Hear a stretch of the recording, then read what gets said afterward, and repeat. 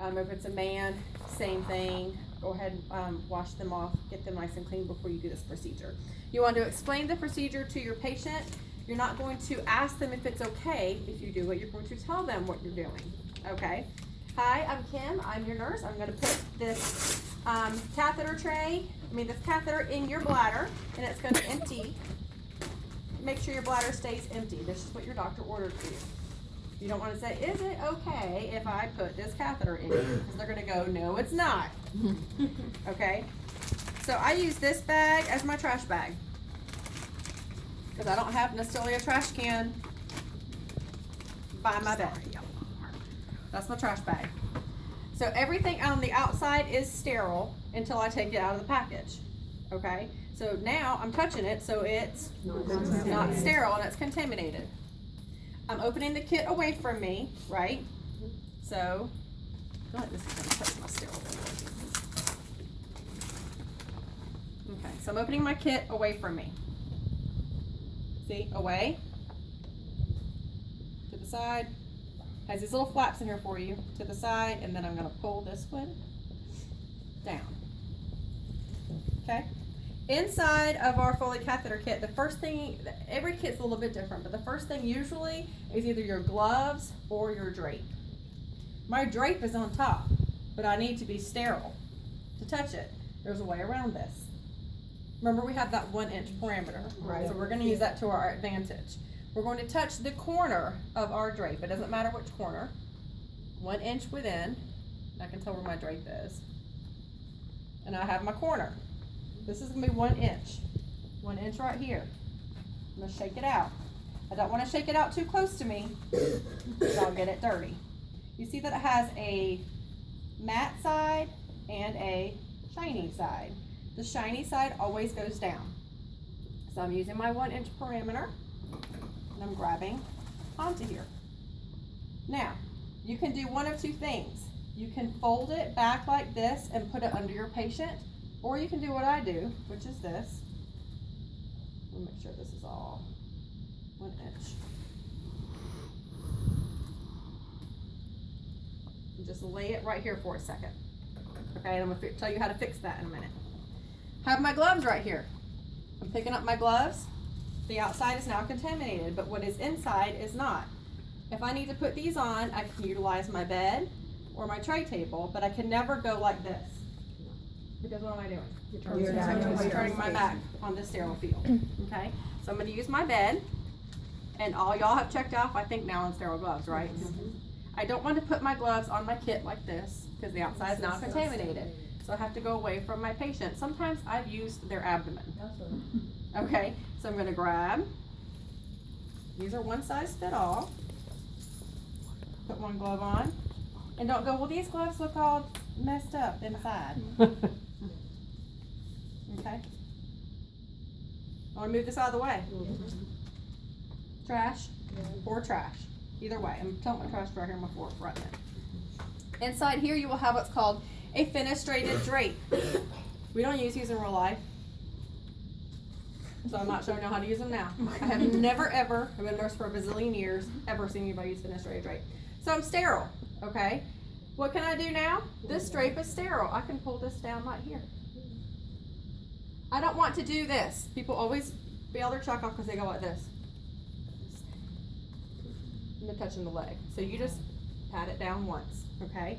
What's inside this kit is sterile, so I'm free. I cannot touch the outside to move it, okay? If I want to move this over, y'all look how easy this is. Now everything within here, in these legs, is sterile. I'm just elongating my sterile field, so everything right here, see, is sterile. I'm going to take, his feet are in my way. Move your feet. I'm going to take my kit and I'm going to separate it. I'm going to put this up here and this right here. Give me some more working room. At no point can I touch the bottom of this straight, because that's not sterile. Inside my kit, I'm going to have an iodine solution, and I'm going to have cotton swabs. And I will have forceps for the cotton swabs. I will also have a syringe of lubricating jelly, like KY, and I will have a syringe of just sterile water. Okay? Then I will also have a specimen cup. This is standard for all kits. The only thing that should differ in possibly some of your kits is that instead of having cotton swabs, you will have cotton swab sticks that you just open up and you just have sticks. Okay? If this were sticks, I would open up my package and I would fluff my sticks. Okay? But this is not. So to show you guys the right way to do it, I'm opening up my iodine. Remember, I'm exaggerating. I'm going to pour it over. Okay, exaggerating. Okay, throw it away. So now I have this ready to go to sterilize my patient. Okay, I'm going to take my lubricating jelly, take the tip off at the top, and I'm going to squirt it in my kit, the whole thing.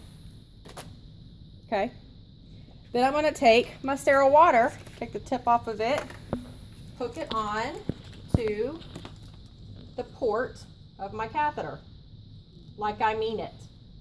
Don't just barely stick it on there. Put it on there like you mean it, okay? Set that down in there. Take this blue covering off of my catheter. Stuck. Okay. What you don't want to do is sling this all over the place. People do like this all the time. And then this might fall outside. So you slowly remove it, you walk it up, put that in the trash. Then on your box, a lot of people have these little lips. Use that to your advantage. You have this sterile field that's elongated. You're going to kind of soak the tip of it right here in your lubricating jelly and let it sit. Okay? Now I'm going to clean my patient. I have done everything sterile, right? Not once contaminated my sterile field. I'm now going to choose which hand I want to be my non-sterile hand, which for me is going to be my non-dominant hand, which is my left hand. I'm touching the patient. Now I'm touching the patient. Is this hand sterile? No. No. So once I touch my patient with this hand, I can no longer go back in here and touch anything in my kit. Okay? Touching my patient, I'm spreading open the labia. In real life, y'all, it's hard to do, but you have to make do. I'm taking this, which is my swab, or it could be your swab stick, and I don't want to wipe because it's going to stain my mannequin. Wipe from the side down, throw it away. Take another one, wipe the other side down, throw it away. Take my third one, wipe straight down the middle,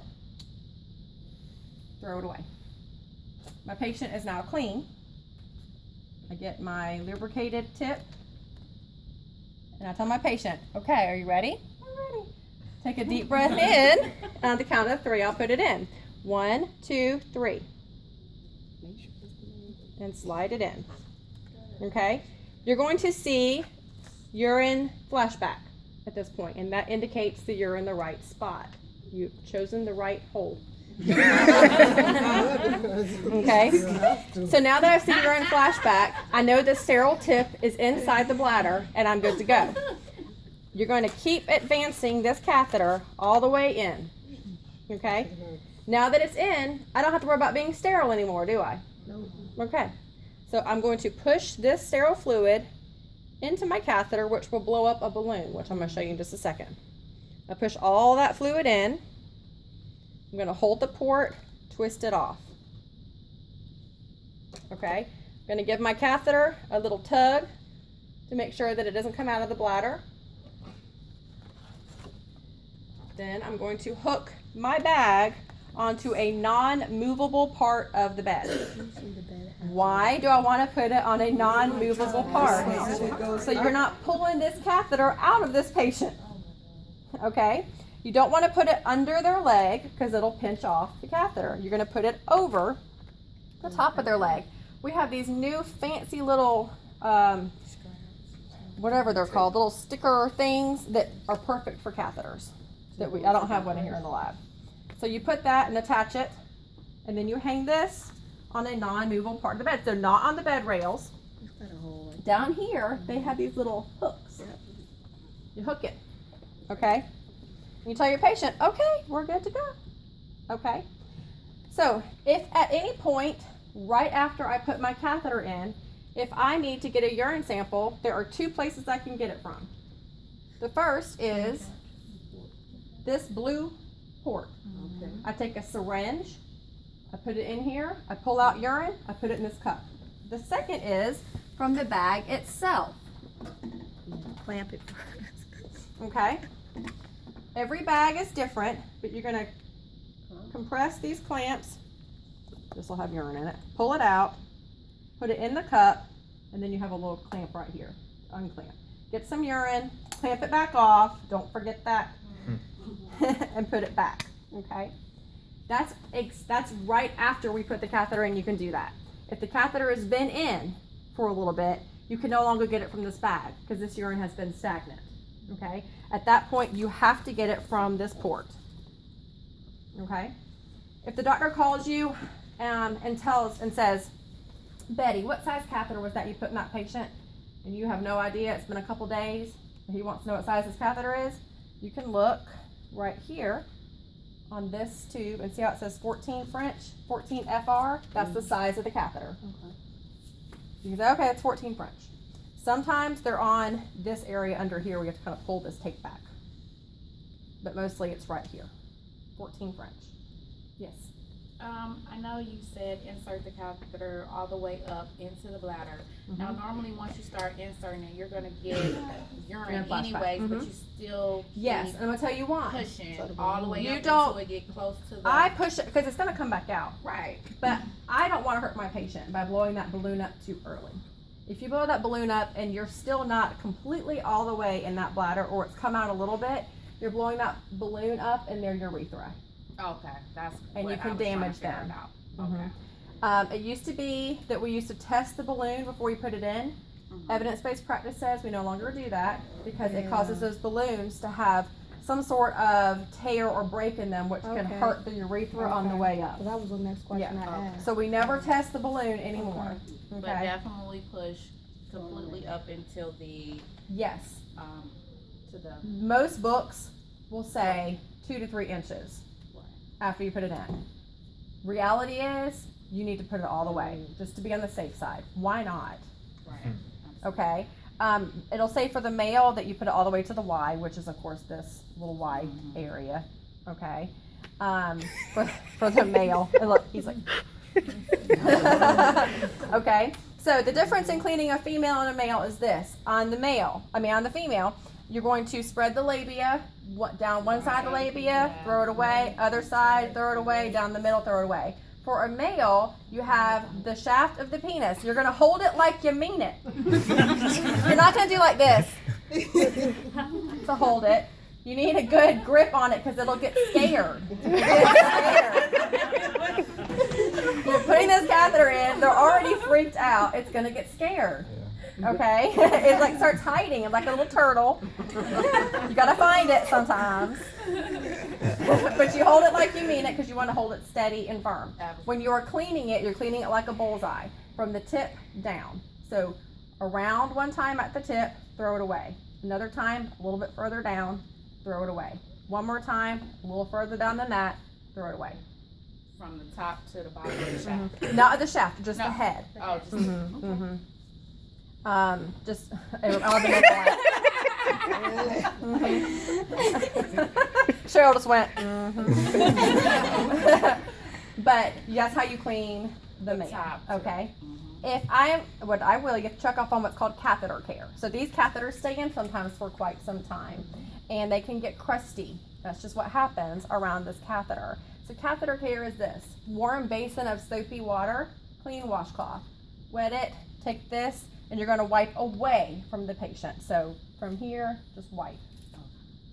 Get all that crust and stuff off to clean that catheter. That's catheter care. When we talk about catheter irrigation, if the doctor says, for some reason this catheter is not draining anymore, we need to irrigate it, they might have a little clot in there somewhere we have to kind of pop out of the way. So you would unwrap all this little tape right here. You would get one of those large syringes full of sterile water. You would flush it through this. And it would basically just flush that catheter out and flush the bladder out. And then you would just reattach it. So what about AM care? If our patient has the catheter, you just do the same thing for their AM. Basically for catheter their- care, yeah. For their same thing. Any questions?